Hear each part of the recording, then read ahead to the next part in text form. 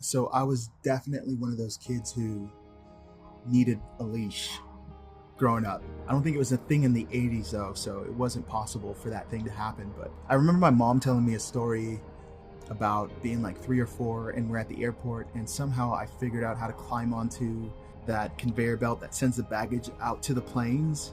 And this one specifically sent the baggage right a straight shot to the tarmac. And so by the time that my parents figured out where I was and where I went, probably 10, 15 seconds, it's not their fault. I was that guy who jetted off.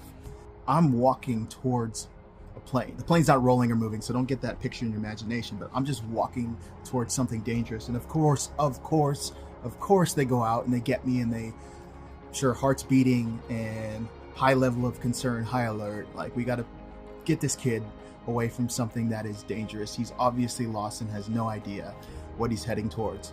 We assume that these things are contained in the life experiences of children, but we do this as adults as well. Like, we wander off into isolation, we wander off into negative rumination, we wander off into substance abuse, all of these things. And then all of a sudden there's a moment where we realize, man, we're headed towards danger, and maybe we have a thought in our mind, how did I get so lost?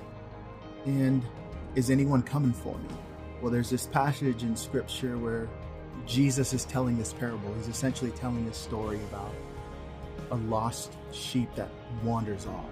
In this story, there's a shepherd who's got 100 sheep, and one of them gets distracted and for whatever reason wanders off, and there's no description of why, because that doesn't matter. What mattered was, if you had a sheep that you cared for that found itself wandering off, wouldn't you leave the 99 to go find the one? Of course, absolutely. And so I don't know where you're at. I don't know what you've felt like you've wandered off into. I don't know how lost you feel, how far gone you feel you are. But to Jesus, you are his, of course. Without a second thought, without hesitation, of course, I'd come after you because I love you and I'm concerned for you.